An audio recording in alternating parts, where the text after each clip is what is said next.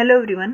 Next topic हमारा laws of photoelectric emission. Photoelectric emission के क्या law हैं। देखिए पिछली वीडियो में हमने ग्राफ किए थे, जिसने ग्राफ अच्छे से समझ लिए, जिसने ग्राफ कर लिए वो इन पॉइंट्स को बहुत अच्छे से क्लियर समझ सकता है, तो उन्हीं पे बेस्ड है। देखिए photo electric current is directly proportional to intensity of the incident light. जो इंसिडेंट लाइट हम कर रहे थे, मेटल सरफेस के ऊपर इंसिडेंट कर रहे थे लाइट, उसकी इंटेंसिटी पे ही फोटो इलेक्ट्रिक करंट डिपेंडेंट था। जितनी इंटेंसिटी इंक्रीज कर रहे थे, intensity increase means energy increase, ठीक है, तो फोटो इलेक्ट्रिक करंट भी उतना ही इंक्रीज हो रहा था। देखिए मैं ग्राफ में भी अभी दिखाती हूँ, हमने पढ़ा था ये ग्राफ है, इंटेंसिटी थी photo electric current, directly proportional graph मिल रहा था हमें कि जितनी इंटेंसिटी इंक्रीज करेंगे फोटो इलेक्ट्रिक करंट उतना ही इंक्रीज होगा, डायरेक्टली प्रोपोर्शनल है। सेकंड पॉइंट देखिए, saturation current is found to be proportional to the intensity of incident radiation. Proportional है ये भी, सैचुरेशन करंट जितना इंटेंसिटी इंक्रीज करेंगे सैचुरेशन करंट उतना ही हमें इंक्रीज मिल रहा था। देखिए जितनी इंटेंसिटी इंक्रीज करेंगे सैचुरेशन करंट उतना ही ज़्यादा मिलेगा, डायरेक्टली प्रोपोर्शनल है भी सैचुरेशन करंट, ये सैचुरेट हो रहा था, बट इंटेंसिटी इंक्रीज करेंगे तो सैचुरेशन करंट भी उतना ही इंक्रीज होगा। नेक्स्ट देखिए, stopping potential is independent of the intensity. Intensity पे स्टॉपिंग पोटेंशियल इंडिपेंडेंट था, ये भी हमने ग्राफ में किया था। देखिए इंटेंसिटी इंक्रीज कर रहे थे बट स्टॉपिंग पोटेंशियल सेम मिल रहा था हमें, ठीक है।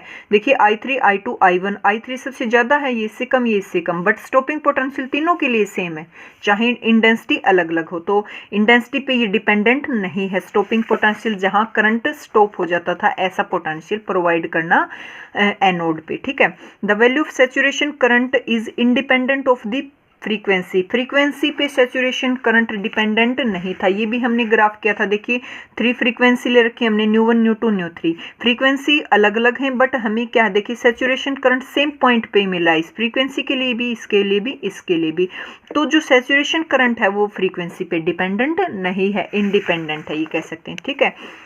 The value of saturation different. The stopping potential increase in negative for higher frequency. Higher frequency के लिए stopping potential increase कर रहा है। देखिए ये भी हमने ग्राफ कर रखा है। जब फ्रीक्वेंसी हम अलग अलग लेंगे, फ्रीक्वेंसी को इंक्रीज कर रहे हैं तो जो स्टॉपिंग पोटेंशियल है वो भी इंक्रीज हो रहा है, अलग अलग मिल रहा है। स्टॉपिंग पोटेंशियल किस पे डिपेंडेंट है, फ्रीक्वेंसी पे। अलग अलग फ्रीक्वेंसी के लिए, डिफरेंट फ्रीक्वेंसी के लिए डिफरेंट स्टॉपिंग पोटेंशियल मिलेगा और वेरी भी कर रहा है, ठीक है। तो जो स्टॉपिंग पोटेंशियल है वो किस पे डिपेंडेंट है, फ्रीक्वेंसी पे लिए। अलग अलग फ्रीक्वेंसी के लिए अलग अलग स्टॉपिंग पोटेंशियल होगा।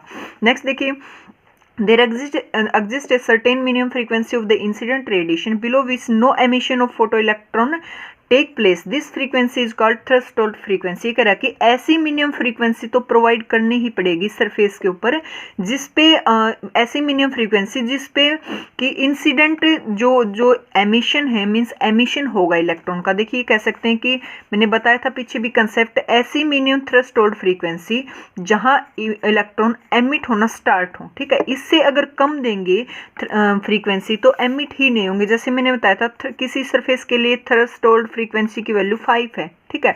अब 4 प्रोवाइड करेंगे तो एमिट ही नहीं होंगे, 3 प्रोवाइड करेंगे तो इलेक्ट्रॉन एमिट ही नहीं होंगे। तो मिनिमम इतनी तो फ्री प्रोवाइड करनी ही पड़ेगी ताकि इजेक्ट हो इलेक्ट्रॉन मेटल सरफेस से, एमिट हो, ठीक है। या इससे ऊपर भी दे सकते हैं। तो मिनिमम इतनी फ्रीक्वेंसी प्रोवाइड करनी जहां एमिशन हो इलेक्ट्रॉन का, इजेक्ट हो जाए, उस फ्रीक्वेंसी को बोला गया थ्रेशोल्ड फ्रीक्वेंसी, ठीक है, मिनिमम फ्रीक्वेंसी। ये कह रहा कि the time lag between the incident of radiation and emission of photo electron very small.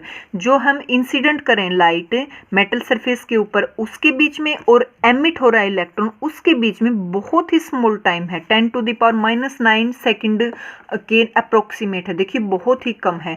तो ये कह रहा कि हम इंसिडेंट करेंगे लाइट और फटाफट जो इलेक्ट्रॉन है उसको रिसीव करके इजेक्ट हो जाएगा। तो इन दोनों प्रोसेस के बीच में यहाँ जो टाइम है बहुत ही वेरी स्मॉल है, अबाउट 10⁻⁻19 सेकेंड। तो ये इनके लो हैं। अगर आपको ग्राफ अच्छे समझ आ गया तो आप देखिए लो आसानी से कर सकते हैं, अपने आप भी लिख सकते हैं। तो नेक्स्ट टॉपिक नेक्स्ट वीडियो में करेंगे। Thank you.